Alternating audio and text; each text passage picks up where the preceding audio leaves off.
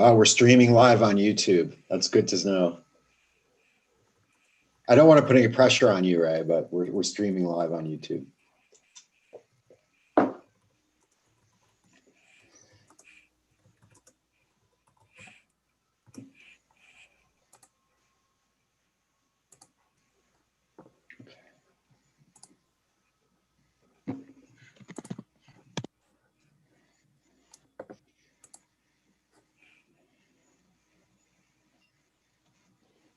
Okay. All right. Okay, let's commence with the festivities. Welcome everyone to another installment of the 2020 Fall Lecture Series, School of Architecture and Planning. Many of you know me. I'm Daniel Campo. I'm the Program Director of the City and Regional Planning Program, and I am an Associate Professor. I'm really excited to introduce our guest today, Ray Gastil. But before I do, I just want to remind people that we have a couple of more lectures left before the end of the term. On November 10th, we'll have Howard Ways talking about Baltimore neighborhoods. On November 17th, we'll have Janet Marie Smith, who works for the Los Angeles Dodgers, who's going to talk about Camden Yards and its development. And our culminating lecture will be on November 24th. Chris Ryer, who is the planning director of the city of Baltimore, who will talk about what the city's been doing during the pandemic. All right, let me introduce Ray. Let me pull up I don't really need the my notes here, but I'll take a look at what Ray sent me here on his bio. So Ray Gastil is the director of the Remaking Cities Institute at Carnegie Mellon in Pittsburgh. And he holds the David Lewis Hines Endowment's Director of Urban Design and Regional Engagement. He's the former planning director of the city of Pittsburgh, and I know he's going to talk a lot about some of the things he was involved in and he led while the planning director of Pittsburgh. And he's also held positions of planning leadership in Seattle, and he was the director of the Manhattan office of the New York City Department of City Planning. He's also, and this is where I met him 20 years ago, the founding director of the Van Allen Institute in New York. And 20 years ago when I met him, he was also an adjunct professor in the School of Architecture at the University of Pennsylvania. And Ray was the person who said to me to think big, to think expansively, and to not worry about what other people think. Go ahead and go chase some interesting ideas. And that's what I did. And that got me to where I am today. Ray's also the author of several articles and books. I have one of his books here in my hand, Beyond the Edge, exploring New York's waterfront. That's from a few years ago. I know he's working on a few things right now, and he's written about the city of Pittsburgh, and I'm sure he's going to tell us all about that. So without further ado, I will turn the Zoom microphone over to Ray. Welcome, Ray, and the floor is yours. We'll have some time at the end for some questions, and we'll probably handle it through the chat will probably be the best strategy. So Ray, it's all you. Well, thank you, Dan. And I'm just going to do a share screen to start. So I think we're there now. Thank you very much for that introduction. And I also really appreciate the opportunity to be at the school and today and to talk about a story about Pittsburgh. It's a story that's very much tailored to planners and architects and your type of program, like the one that I teach in at Carnegie Mellon and have taught in other universities and in other cities. And it's a story that I'm using the terms adaptation and transformation. And those terms I'm going to use because Pittsburgh has been incredible at adapting to change. Sometimes it took decades, but it's been incredible in terms of response to changing economies, changing ecologies, changing populations. And so it is what I'm telling you is in many ways a success story, because one of the things that people are always interested in, and they're interested in globally, is how did Pittsburgh, was sort of a ultimate or maybe penultimate Rust Belt or legacy city that actually, and post-industrial city, actually did rebuild its economy and did rebuild its prosperity in many ways. And I'm going to call that adaptation for my convenience in this talk today and in the work that I do, because it is a type of, you deal with the hand you're dealt with, and while you can be visionary and so forth, at the same time you're adapting. I put transformation as basically an aspirational goal. And it's because when we talk about the success of Pittsburgh, it is not, in fact, a whole success by any means. For all the standard of living improvements, for all the economic improvements, for all the opportunity, it is in many ways still a tale of two cities. This is a city that has not, in fact, seen the Black and underrepresented minority populations share in the success at the level, certainly in their income levels and job opportunity levels. It just has not been a shared success. And so when I came here, the mayor, we were proud of the work that they've been done and proud of the work that we would do, but at the same time, there was always a commitment that we had to get beyond the tale of two cities. And as Pittsburgh has not gotten there yet, though, as you'll see, I hope in the work that I present, that we are doing a lot of work.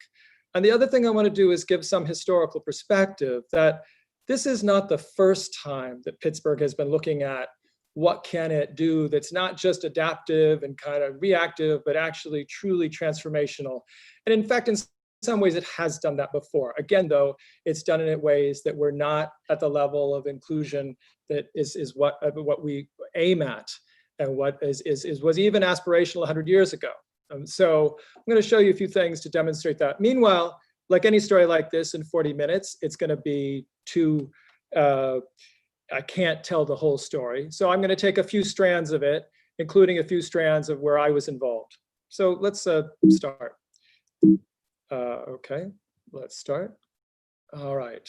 So we're going to start by looking at the central city right now. Right, this image, which I like because even though it's slightly blurry, it has a rainbow, and that you can't get every day.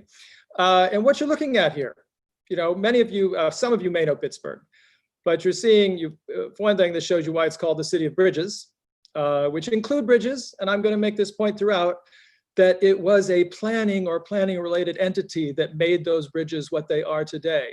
The bridge on the right, which is, I think the Roberto Clemente Bridge, named for the most famous baseball player in Pittsburgh history, which goes right to the baseball stadium, but was built in 26. And that design of that bridge, both its modernity and its technical sides, were partly the result of a ruling by the Art Commission that the original bridge proposed wasn't good enough for Pittsburgh. And so when I talk about Pittsburgh being aspirational, also looking at these stadiums, these all came in about 2000. Now, stadiums are a complicated story for all sorts of planning reasons. At the same time, one aspect of the story of this one was, instead of being a sealed box, sealed off from the city, this would look towards the city and be involved with the city and create an engagement with the city that is actually true even today as people come to the games. They don't just come by cars and park in a parking lot in a big sea of asphalt. They come to the city, they take trains, they take light rail, they take buses, they park in another neighborhood and take a walk through the city to get here, all across this bridge. The football stadium's in the distance, the Science Museum is further. But you might not recognize, right in the middle of it is a historic, right smack in the center is a historic building, which is housing, which was office buildings changed into housing, which even includes income restricted and affordable units in the thinking, as well as you'll also might not know immediately that when you're looking at the blue building in the middle, that it's a cultural building, which was part of a whole mission of cultural, of including culture in the story of how Pittsburgh would rebuild itself, not just in sports, but also in culture. So these are things that there were several renaissances, but this is the one that really began at the turn of this century. Now, I'm going to go back 100 years now and show you just about the same place, what it looked like 100 years ago. This is what it looked like 100 years ago. Now, it's also got mixed use. There's housing in the foreground. There's coal, a great deal of barges moving coal. There's railroad bridges, but there's also auto bridges. And if you have sharp eyes, though, you'll notice that it's not as though they ever didn't recognize that recreation was part of the identity and potential of the city, and especially on its most prominent locations like the Riverfront. In the distance, you can see a baseball stadium just past the arc of the double arced bridge. And then if you've really sharp eyes, at the end of the bridge, sort of on the point, you can just barely make out what was a roller coaster. So here's this river, 1900. This river is sort of a typhoid soup, which you'll see why I'm talking about that. But at the same time, recognize is that even then, no one, the city knew that it needed to be more than just the industry that was its most representative activity. Because I'm mentioning this because people don't, when I show you this picture, it's just 3 miles upriver, it's actually a decade or two later. But Pittsburgh was the 6th largest metropolis in America. It was the largest center for Fortune 500 outside of New York and Chicago. It was also, this is where people came from around the globe to see industry and to see the place that would ultimately produce more steel during World War II than Germany. So it's interesting. This is, when I look at this, I always feel kind of an ironic complexity of this image, because this was in many ways, when we talk about ideal communities today, we like to think about work and mixed use and live work and also complete streets where you might walk to work. Now, you're looking at this. This is a human-powered commute down the stairs from a neighborhood a little bit above down to the plant. You'll notice that cars are quite rare. I think you can see it's a Model A, which helps date this. There is housing. I think you don't really, the air quality they knew. And in fact, they examined just how difficult the air quality was in these places. Yet at the same time, it's a pattern of living, which because of the way the city's broken up, well, it did give a very strong kind of village identity and neighborhood identity to much of the city. And it also set a model, even though it was with a very difficult environmental consequences and health consequences, but it set a model for a type of urban pattern, which when you look at how Pittsburgh has been able to reinvent itself over the years, it's in some ways because it had this pattern. The region may have suburbanized in many ways, but the city's pattern of dense, compact neighborhoods actually is still part of it. The other way to look at this, though, and I think it's important when we think about history of places and take history seriously, is this image also tells me when I look at it, you never need to look at another image to understand why people thought it might be a good idea to move to the suburbs. You just think about it. Think about it. We speak, in kind of these positive terms about health and how great it'd be to walk up and down the stairs and how great it'd be to close to work and if only it were a clean industry. And I think there's some truth if we can sort of reinterpret it, maybe that's all true. At the same time, you can see why, our cities are as a model and why things like suburbanization happened and why that would be attractive to people. That's in the mix of trying to understand, because in fact, Pittsburgh will lose more than half its population in the 1970s, largely because of a job loss in the steel industry, but also through the larger suburbanization of America. They were part of an enormous system. I was talking about this economic powerhouse. This is the region that in many ways invented oil as we know it, though there's some other regions will claim a little bit of that, but fossil fuels is one of the places that was invented was this region, and then the steel industry, which was all a connected system. And I showed you the neighborhoods that resulted and were tied to it, but the master system of this was railroads, coal, and steel. So, but people were aware that this wasn't a perfect environment. And that's one of the things, we don't have enough time to really delve into history in this, but I just want to get a few historical points in here, which is Pittsburgh did one of the sort of transformational, in terms of analysis, transformational works in city planning, which was the Pittsburgh Survey, which also survey then plan, as Burnham's plan used to, and the Chicago plan used to say, But there was this commitment to a survey, which was both what we would recognize today as data, as well as what really kind of muckraking journalism, which looked very hard at the lives and health and experience of people who were working in these plants and this sort of fulcrum of industry in America. And so I'm showing you this one image just to tell you how culture works sometimes. The images at the bottom of the people, the cutouts, those were images that were put around the sort of highest culture institution of the city, the Carnegie Institute at that time, which is in some ways an antecedent to the Carnegie Mellon University, although it's a little more complex than that. They decided that in that room where everyone was coming for all this learning interaction, they would put paper cutouts of every single, representing all the people who died that year from typhoid, because the city had not been able yet to create a water system. So it does provide clean water starting in 1907, sort of around the same time as this survey. And it does respond, and it recognizes the sort of the price they're paying. It's when they say sort of like in their own story of success, which was this incredible fortunes being built, incredible resources, and actually, an expanding middle class as well. At the same time, it was coming at a cost in terms of health and the life expectancy and experience of the people in that city. So the 20s, so the first wave is 1907. The second wave of reform is the 20s.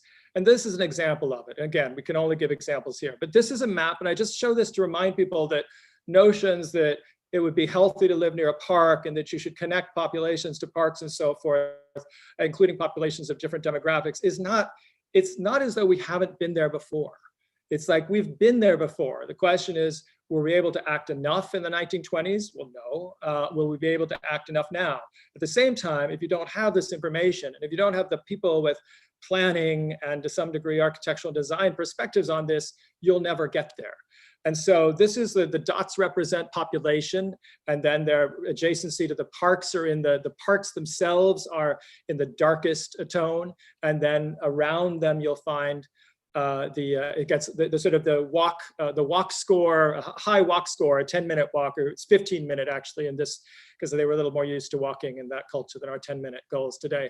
It's a 15-minute one around them. And you can see that there's plenty of concentrations of population which are not near a park, and one that is often referred to as the Hill District, which was adjacent to downtown, and had as traditionally the largest African-American population in the city and today as well.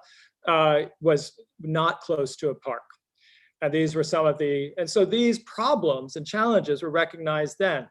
And there were responses to it and ideas to it, but not all of them get carried out, and not all of them are carried out at a level that's transformational. But the tools for transformation in terms of the analytic tools of what you need to do have been done and have been done in waves. And we're in that wave right now. And the question is whether we're able to take it forward.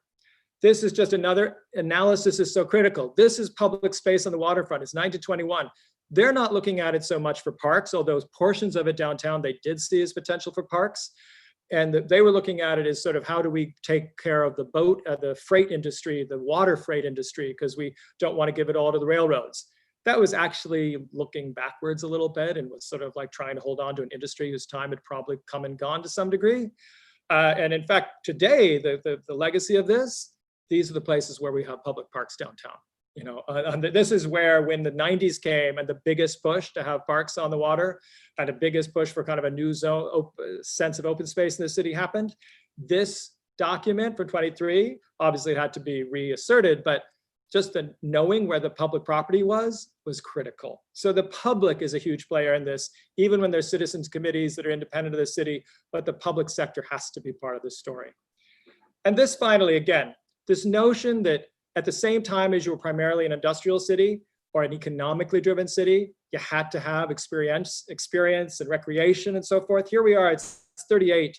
This is actually a sesquicentennial of the county, but it's not, there were celebrations just like this or bigger than this when they did things like finish the channelization of the Ohio, which meant that freight could move up and down the Ohio. They celebrated for 3 days of the channelization of the Ohio. So this industrial system was also kind of a civic system. And that's the point that I really wanted to move from seeing it as purely industrial to seeing it as civic is what I'd like to emphasize. This is an image that I think tells a story that I don't need to tell in certain ways about who was making decisions about the city of the future in the 40s and 50s. But this did yield one of the best projects in the history of Pittsburgh, which was Point Park, which is one of the great shared resources of the city. I go there like once a month, and I'm always astonished by the range of people from all over the region, from all of our neighborhoods that see this as their park. So they did a good thing. They also did it in the context of 4 major urban renewal projects, which I've done these very elegant arrows here to show you where they were in the city. The one that we're looking at now is this one here.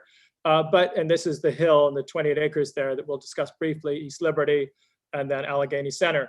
But this was probably the most successful of all of them in terms of its own terms, in terms of even looking back historically, the one at the Point, one of the most successful. One of the most sort of damaging was the hill, which took 28 acres out of the southwest edge of a neighborhood. Because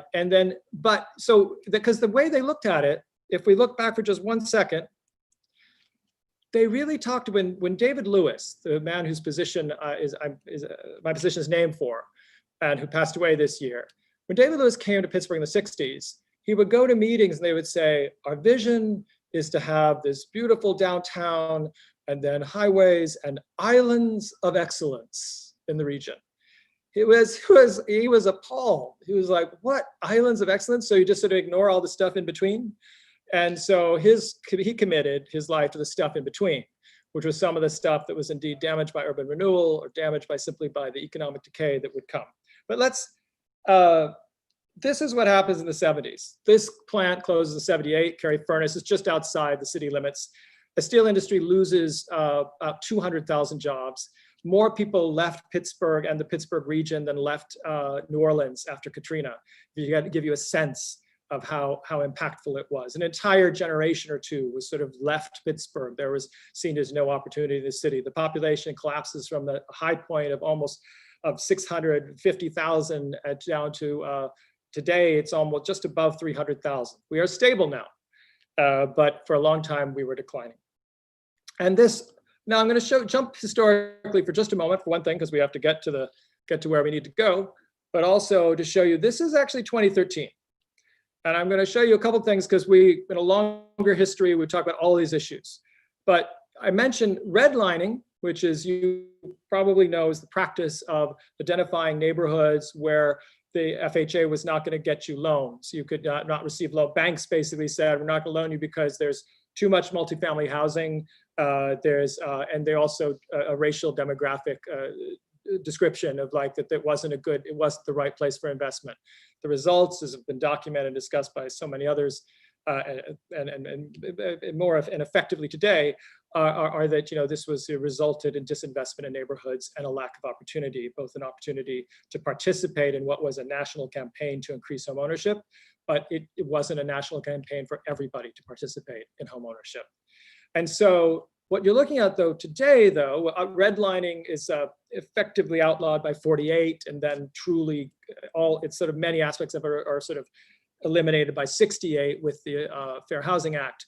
However, the legacy has been long.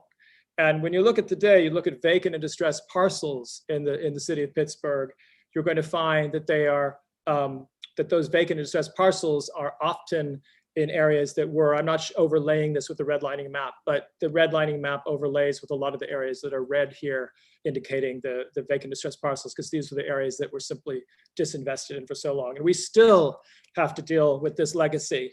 It's still part of the story of Pittsburgh. And only in portions, there is actually the other aspect of today where the gentrification challenge, but in a lot of areas, there's still this legacy of disinvestment without the gentrification challenge, although that it becomes part of the story of how efforts to change it.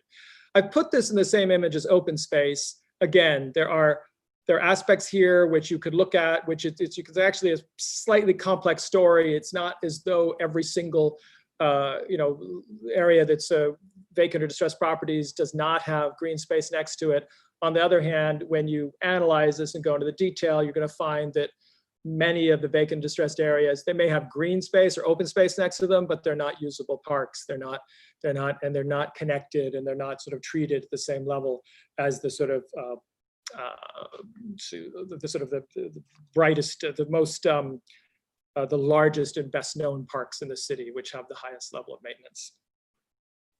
But I just wanted to intersect this because this is a planning note. Or, I'm not going to in this talk show all the sort of relationships with all the different pieces, but I want to encourage you in thinking about Pittsburgh and other cities that it's showing these relationships and this kind of mapping work, which my colleagues at the Create Lab do incredible work on evictions and sort of housing challenges in the city of Pittsburgh, with a lot of really important overlays, and the city itself has done a lot of this analytical work as well in terms of addressing challenges of equity. And all of these things are like tools that, again, we didn't invent them in 2010. There was data before digital data. At the same time, we have these tools now, and in a way, you are part of an important, when you do this work, it's part of an important tradition, and learning from the work that was done before and is really critical. It's like to look at 1923 and see all this amazing work that they did. And it's like, yes, but why didn't it actually get all the way it was supposed to go? And I think that we need that sense of history to look at ourselves today and see what's going to keep us from getting there this round. So yeah, so basically I'm jumping from the redlining 38 to the Great Recession 2008 and 9, and sort of recognizing that certain patterns have not changed. So this is some of the work, and I'm going to focus on the tech economy side of this story and the built environment and reuse side of the story, but all these categories matter. This is an adaptive economy. This is literally a steel mill that was in the Lawrenceville neighborhood, which was turned into a national robotics and engineering center. And this was in 1986. The center starts 84, but it moves in and occupies this in 86. And this is really one of the foundational moves from we were this type of economy, we're going to become another type of economy. And it's going to be one with opportunity and resources and investment. And the universities are going to be part of this story. And Carnegie Mellon in particular developed this with a great deal of expertise on national robotics. You will note there's a railroad in the foreground. Now this railroad is actually technically still in use, though not actively in use. It's a bone of contention as we try and change this, transform this area. But the point is, industrial legacy is always there. And either you kind of acknowledge it, embrace it, respect it, or not. And Pittsburgh's actually generally chosen to make it part of the story as it goes forward. Now, 20 years, I guess from 15 and 20. So 35 years later, this opens. It's literally across the street. And there's two reasons I'm showing this. One, this is I actually appreciate this reuse of an industrial artifact of this forge, of the foundry. I think that there's questions from not all people involved in adaptive reuse and preservation might appreciate it, but I really respect this kind of creating a semi-public space that has an aura of the history and also literally helps frame the lives of the people today. At the same time, this is the kind of thing which is both fantastic, but also it brings up challenges. I mean, this is what you're seeing on the left is housing, and it's not constructed yet, but today it is. On the right is the mixed use of the offices that are part of this project, which is for essentially a young tech population in a neighborhood that has been transforming in many ways, and it's the land values and prices going up rapidly. So in the mix of how you look at the city and tell a story of its success, you have to kind of figure out what's going to be valuable, what is going to be, how does this kind of effort get extended? How does this become part of a shared experience?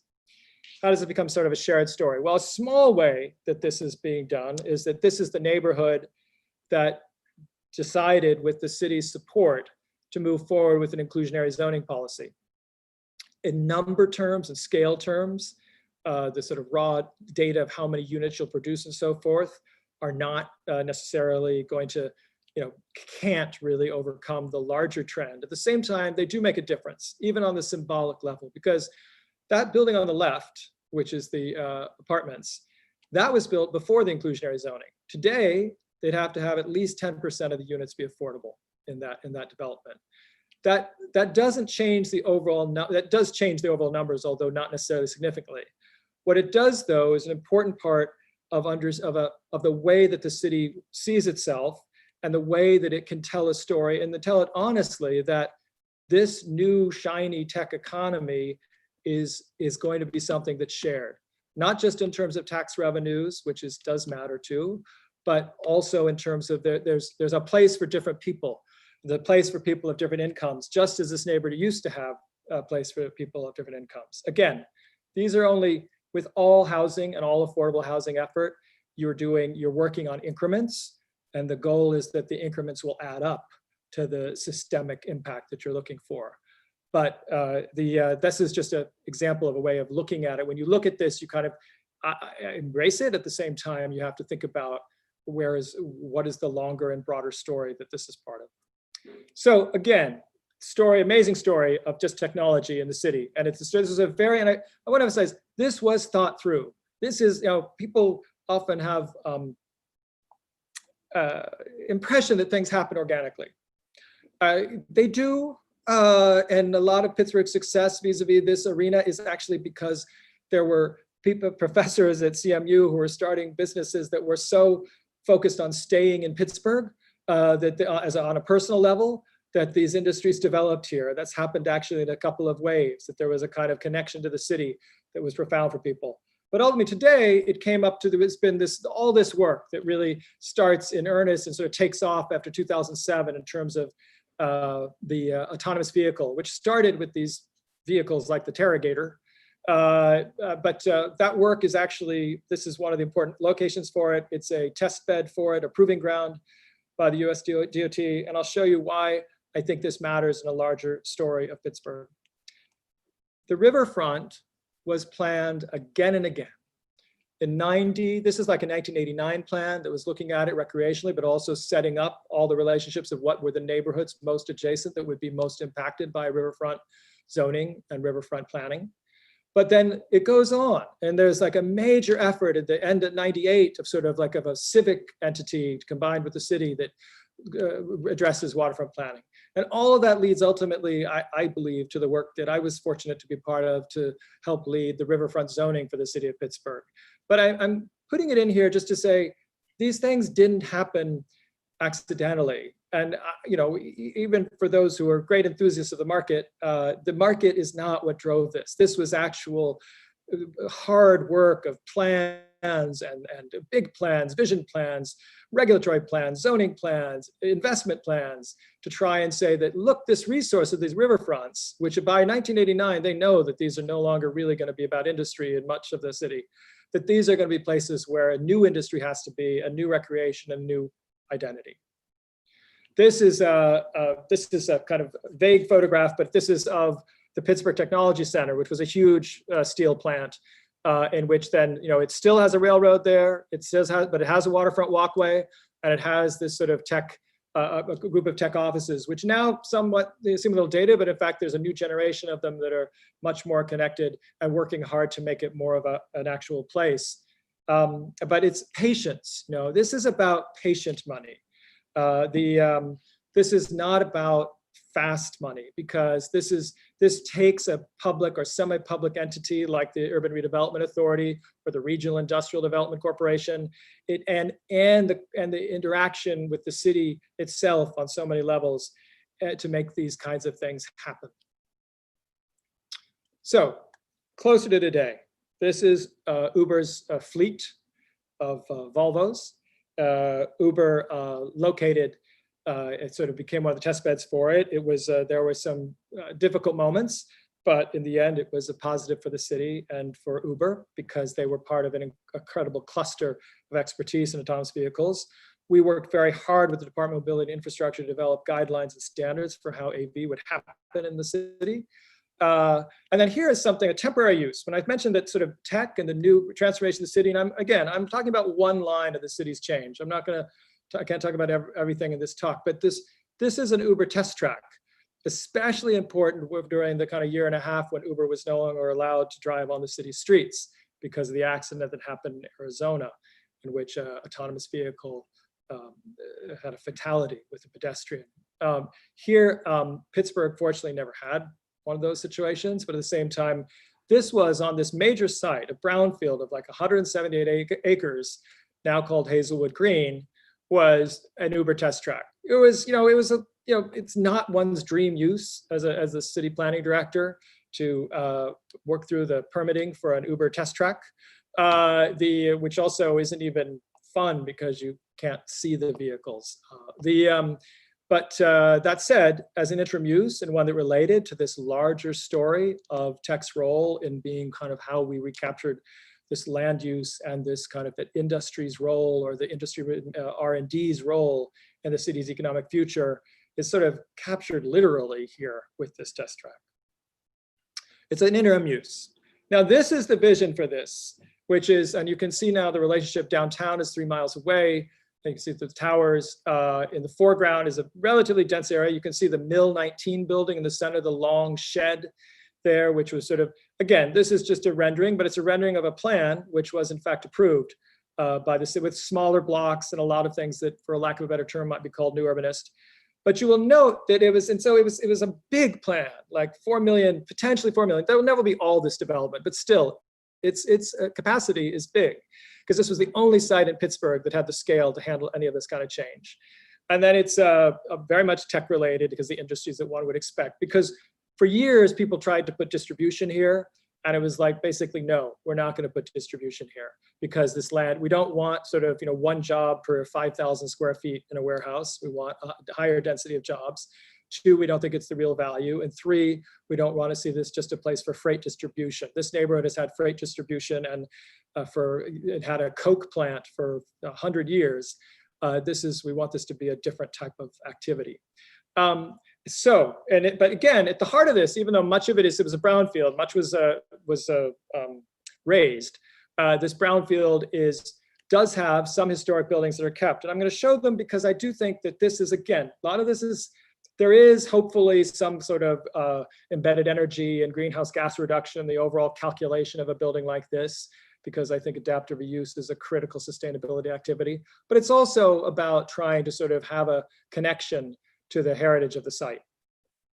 This is what it looked like only a few years ago. It was clad with a sort of a corrugated metal. In the distance is the Cathedral of Learning associated with the University of Pittsburgh. That's about 1.8 miles away. And this is on this large site. This is what it looks like today. It has a number of advanced robotics manufacturing and other industries and AV and others associated with it. It also has a program to try and be engaged with skill training, and one of the programs, one of their tenants is involved with trying to have an inclusive skills training for these fields.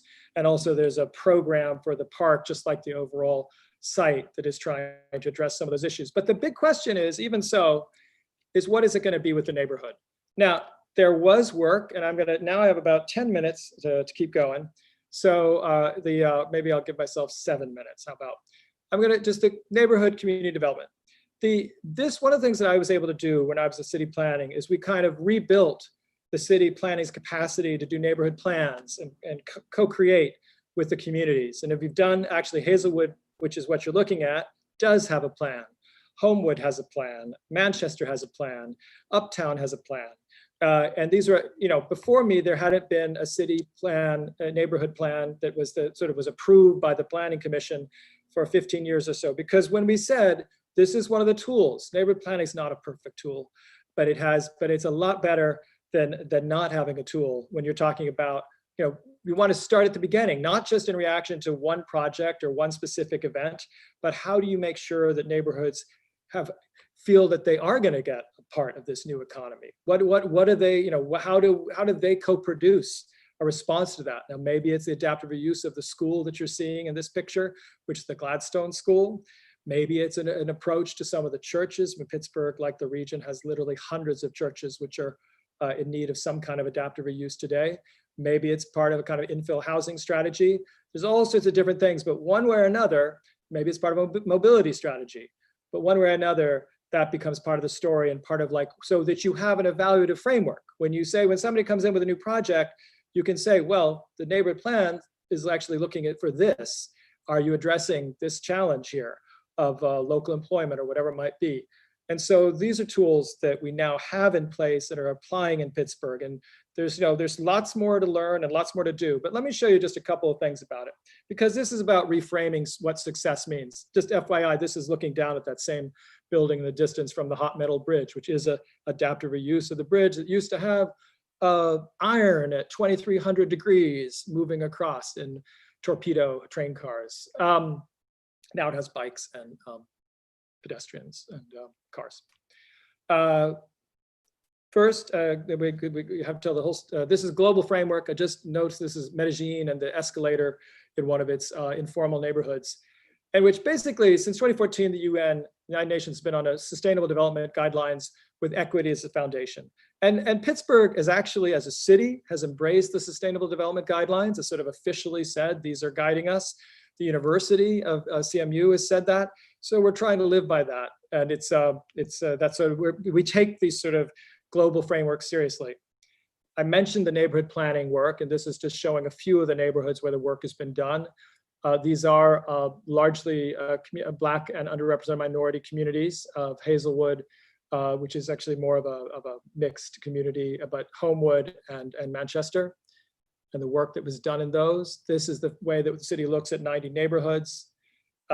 These are just some of the things that have been part of what we've done. The people, planet, place, performance, which is values and goals, like with the Rockefeller Foundation, the resilience strategy, the roadmap for inclusive innovation, and on to what is the work going on right now, which was the work that we got started, or at least got the funding for while I was director, but now my successors are really moving forward with a true comprehensive plan.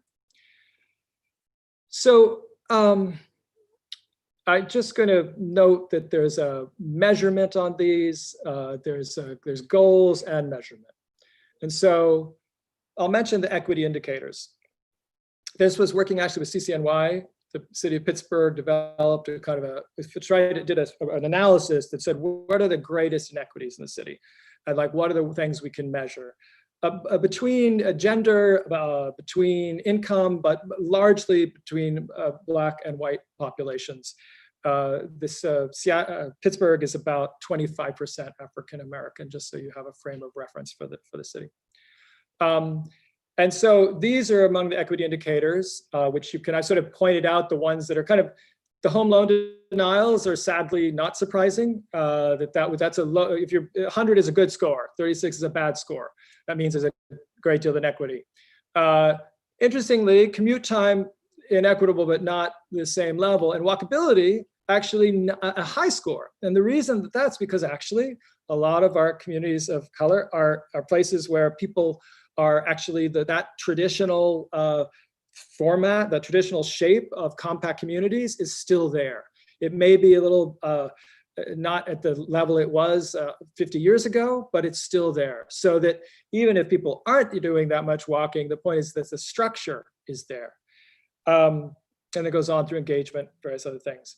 We are trying to make sure, this is no longer this is the city, not me now, but this work on health, food and safety, education, just sort of giving you just a very, things don't happen very fast. 2 years is not a very long metric, but this is like 16 to 18.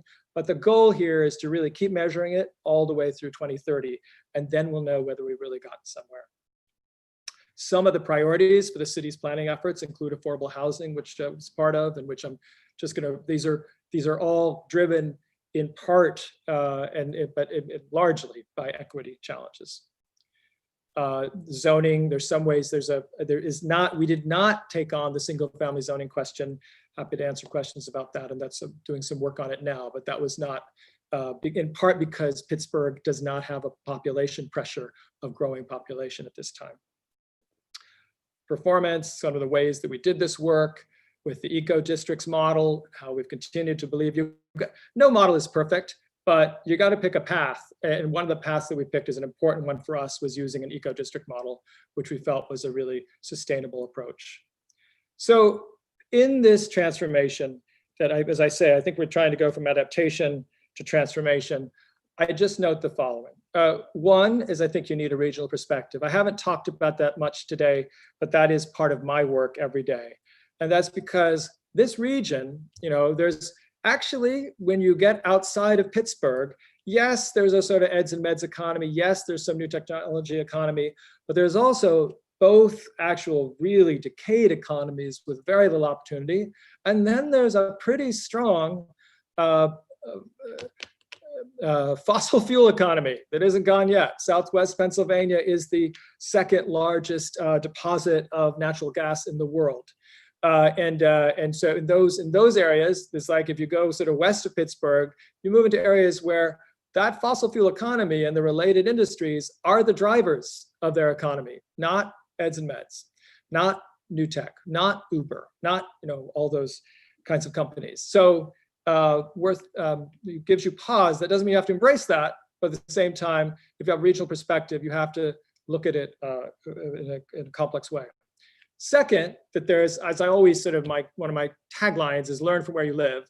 And that regional thing is also, you need to kind of not just look at Pittsburgh's, what Pittsburgh has learned, although you do need to look closely at what people, because, communities coming to the table, if co-production is your goal, you have to, they are the experts. And so, but also even on a policy and, level, places like Johnstown, which had this famous flood, which is sort of, I'm showing the flood museum, but it did actually innovative responses. Building this incline rail up to a community that would not get flooded was an innovative response. And it was a community we actually had mixed incomes. It was meant to be a sort of a full vision of how they could create a safer, unflooded community for the future of Johnstown. So we've had centuries of these terms that come from the resilient city movement of stresses and shocks. And so these terms we've responded to stresses and shocks before. Today, we have an ongoing stress of climate change, which also comes with shocks. But we've had these terrible economic shocks in the past, I think, and we're having probably one today. But at the same time, innovation has been part of the response, but innovation wasn't invented yesterday. Finally, I'm showing a pyramid because I can. No, seriously, it's because one of them, in leading with health, in the models for transformational planning, pyramids, I'm going to go to Thomas Frieden, who was head of the sort of a leading health person in New York, and then at a national level, the CDC, has a health, created in 2010, this framework for public health action, the health impact pyramid. And one of the, right at the line, next to the bottom of it, so that means it has the most impact, is changing the context to make individuals' default decisions healthy. And when I look at planning and the future of the city and the work for planners and architects, it's like, what can you do to make, not trying to take anybody's agency away, but either you walk down the street and it's safe or it's not. You walk down the street and it's safe because the intersections are well marked and the cars aren't going too fast and you've actually thought through a complete street. You've made the default decision of like, hey, maybe I will walk to point X within that sort of 15-minute city or 20-minute city, or bike it. It's actually a healthy decision. And that's a default decision that could be healthy. And that's part of the work that we do. I've mentioned inclusive innovation before. It's a big word, it's a big term. It takes a great deal of program and work to actually do it. Adaptation, which is again important. I think there still is adaptation to change, and adaptation to different versions of what's meaningful in terms, historic preservation is one tool, but maybe there's other tools for how we think about neighborhoods. And finally, an openness to transformation, which is in a kind of project envisioning thing. This is actually a sound and light performance by Mendy and Keith Obadike as part of the What's On Festival at the CFA, the College of Fine Arts at CMU last fall. So just to conclude, planning and architecture are and will continue to be critical to move towards sustainable adaptation and transformation. Thank you. Thanks, Ray. I appreciate the broad scope and breadth of your presentation, and I'm sure we have some questions here in the audience. Let them fly, audience. We almost have a small enough group that somebody can just get on the mic and actually tell us in audio what their question is. Colleen, can you turn on people's mics? Yeah, absolutely. I'll do that right now. We only have 20 participants. Okay. So, someone with a question, please. Go ahead. Okay, everybody's unmuted now. So if you'd like to unmute yourself and ask your question, we can do that. Klaus, do you have a question? Yeah, Klaus always has to give the questions. Well, to broaden it even further, obviously I have studied Pittsburgh and more so Baltimore, but I'm always wondering, they have a lot of things in common, and much of what was presented has similar roots in Baltimore, from open space movement to mixed use and the bones and the DNA of the city and so forth. But the outcomes are somewhat different, especially in the last 40 years or so, in that Pittsburgh had a G6 summit, which I always took as a measure of success, that it was on the international map. And Baltimore is usually on the internet, in the international press for all its ailments, social ailments mostly. And we are getting a new mayor now, and so one of the debates is it leadership and people, or is it the structures on how we are governed? And I want to just ask that question because the mayor Murphy was a very strong leader, and you in the planning department and so forth. And what do you attribute to people and their leadership vis-a-vis a different type of governance that allow it to be so good in adaptation? I'll mention a couple things. One is, unlike Baltimore, we're not near anybody except Cleveland. It's like you're next to Washington, D.C. You're not really that. You're on the Eastern Seaboard. And so the kind of, in a sense, we're the only game in town. If you want to do something, when you're challenged, these are challenges that in a kind of 75-mile radius, we're the ones who are doing it. Because again, Cleveland is the only really close city, and it's many parallels with Pittsburgh and Baltimore. But so I think it's one thing is just like that we are more unique in our location. And so there's more resources available because there's nowhere else for some of those resources to go. Second, it is a very strong foundation community here. Now, there's some arguments about just how influential the foundations have been, but there's no doubt that in things like creating the cultural district, creating riverfronts, et cetera, foundations were instrumental in a lot of it. And they are working very hard to be instrumental today in this kind of transformational aspiration to finally sort of see whether we can get past this tale of two cities. So those are two really critical parts of it. The third is that there was actually, I showed you that picture of the men, and they were indeed all men, and they were all indeed men of white heritage that were sitting around the table planning the point. And and that is a huge challenges that the city was not thinking beyond that. And even when in ways it kind of was thinking beyond that earlier in the century. But they did achieve a certain type of complexity in that they had the Republican business leadership sitting with the Democratic sort of labor leadership and the mayoral, and they worked together towards common ends.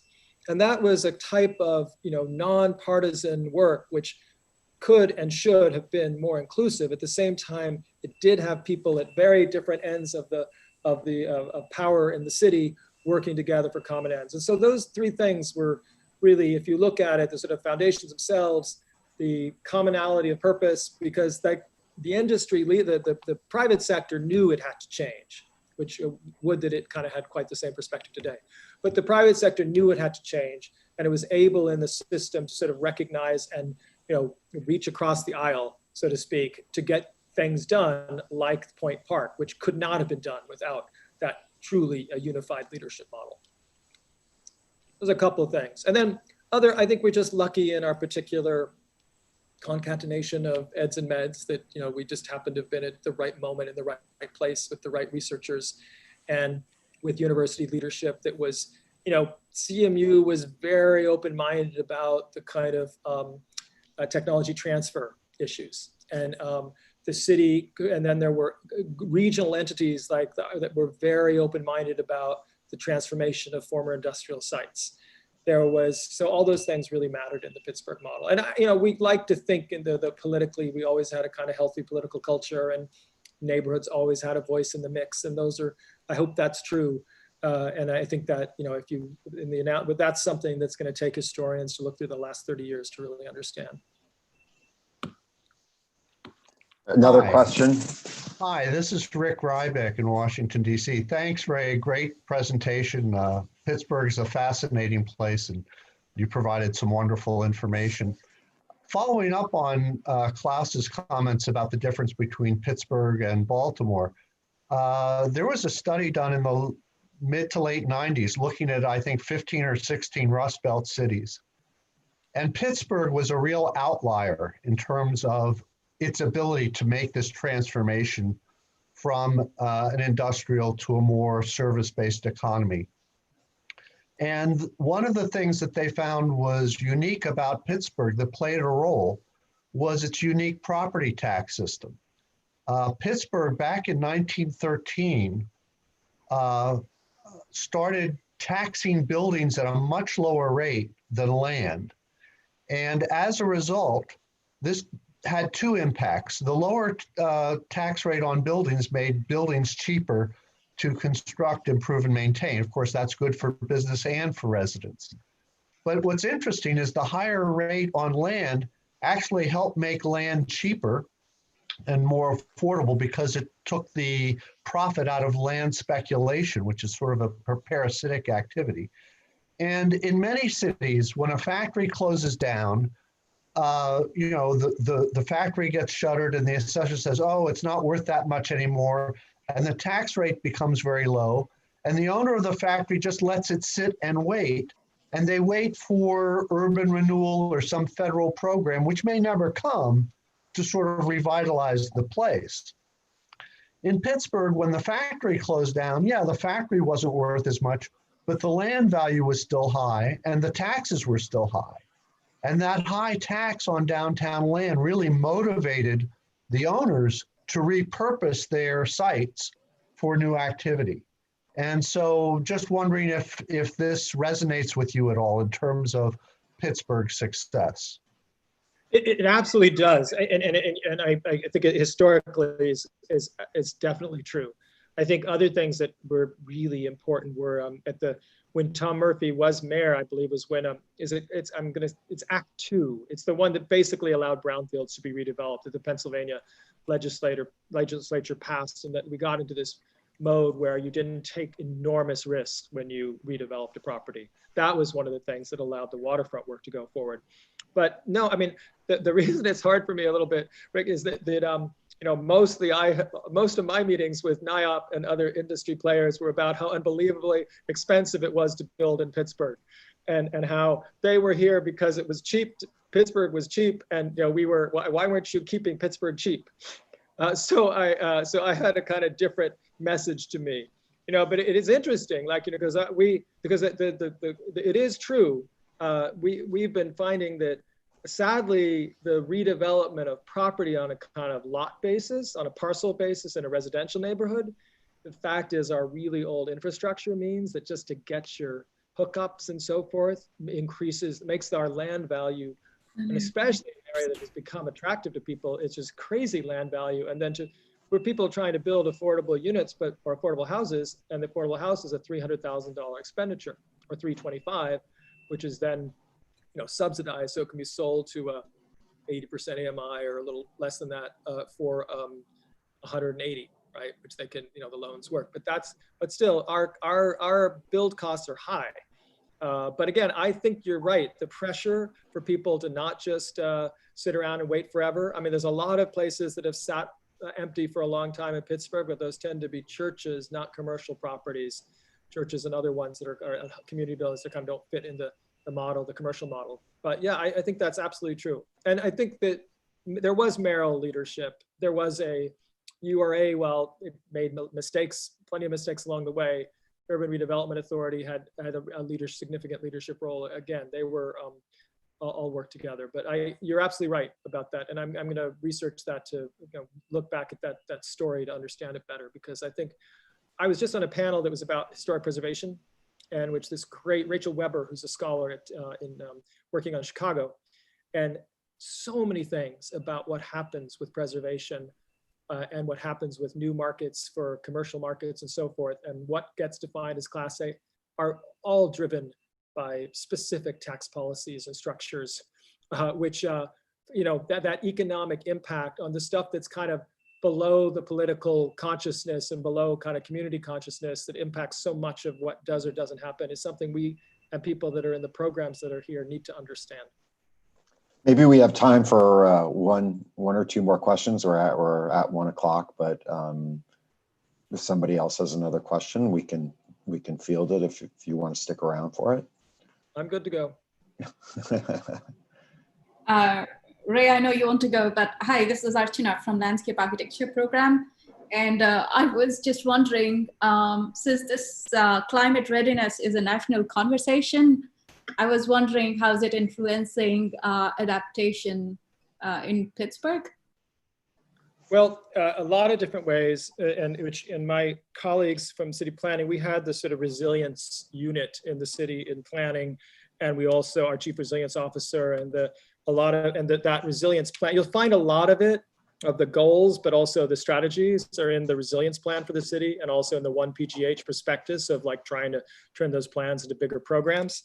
But I'll give you an example, like this is not just the city. It's a program that I'm not directly involved in, but have been in the kind of some of the thinking about, taking it to the next level. We're doing a lot of work with the Allegheny County Health does mold surveys. I know this seems like a humble, but we've been looking at what could you really do that matters on the kind of house by house basis. And in Pittsburgh, I don't think anything matters more than actually addressing mold. Because we're already a wet city, already like 50 inches of rain. Wow. Climate change is giving us more severe storm events, and it's also warmer. And so between those things, we've got real problems for people. And that, again, you need public health in the mix, and we do have it. It's a small program, but there are programs that basically do what you have to do to get mold out of that house, and focusing on communities where they are, least likely to be able to afford it. Like, sort of tell you can't just leave them with here are your instructions to go hire someone. These are the modest things you can do, and these are bigger things you can do, and these are the way that those bigger things can be done with support.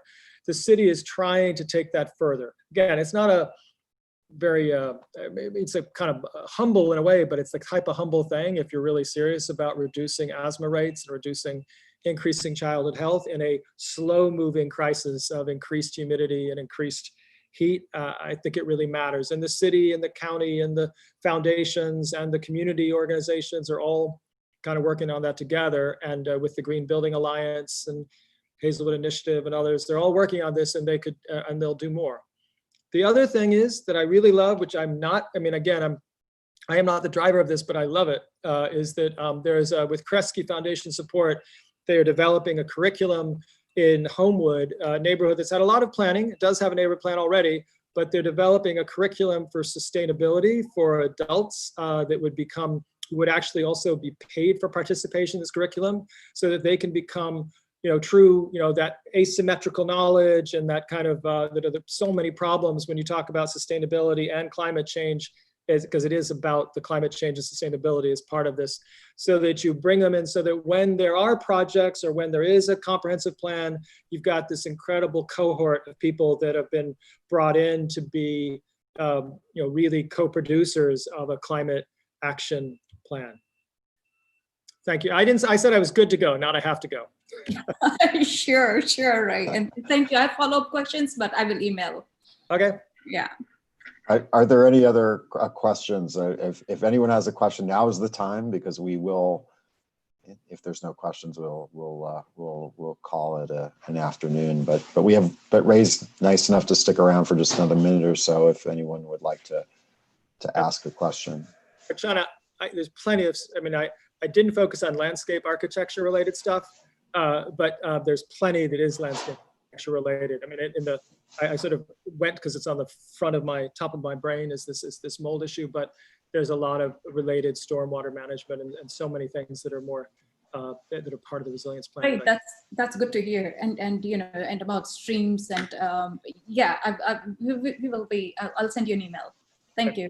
Yeah.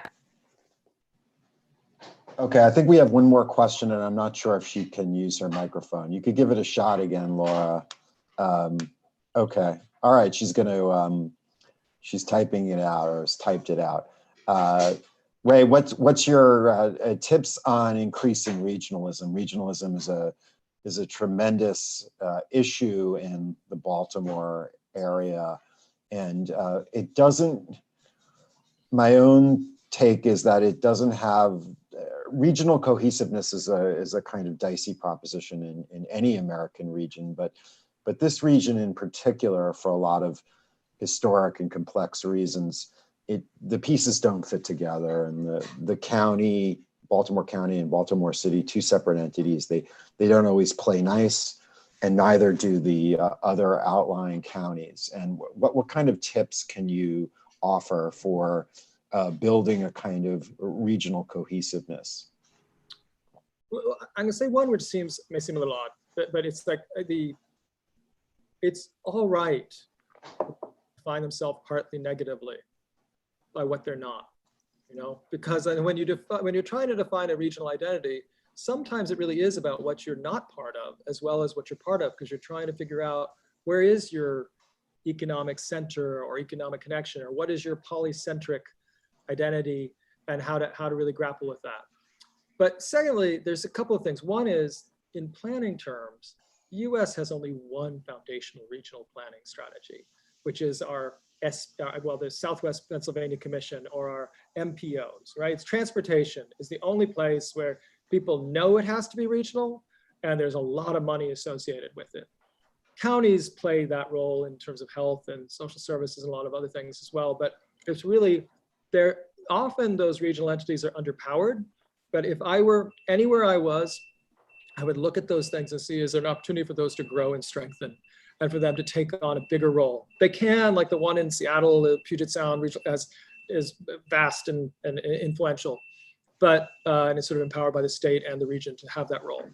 But transportation, and take seriously, but transportation comes with so many other things. It comes with the related land use, it comes with the related education activities. I mean, it's so many other things. So I would kind of turn to that as one thing to look at. The other thing is that there is, where we are, there is a regional heritage of like so many cities were coal patch towns or steel towns, and that's, you don't have to make that up. That's all there. That is a regional reality in terms of, and the folks' heritage as well is often part of that story too.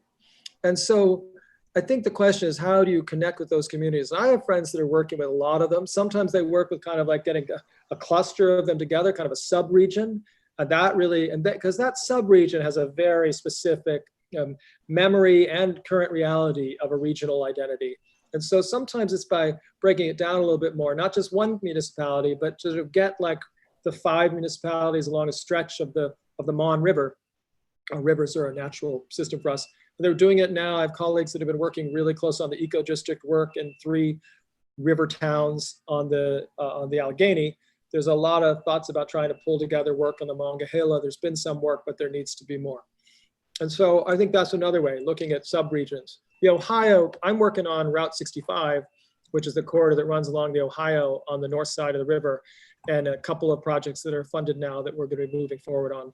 And we're trying to get into the both kind of what's that regional connector, is that still critical for like, and then, but also getting into the sort of the adjacent or the parallel main streets, and how the relationship between the two, because those people are either, they're included in the new economy, some are suburban, some are, but they're either going to have a lot of the things that we think sort of make urban centers work, and they have the patterns to make them work.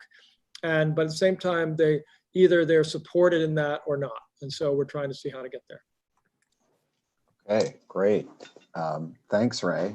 Thanks, everyone. I appreciate everyone sticking around a few extra minutes.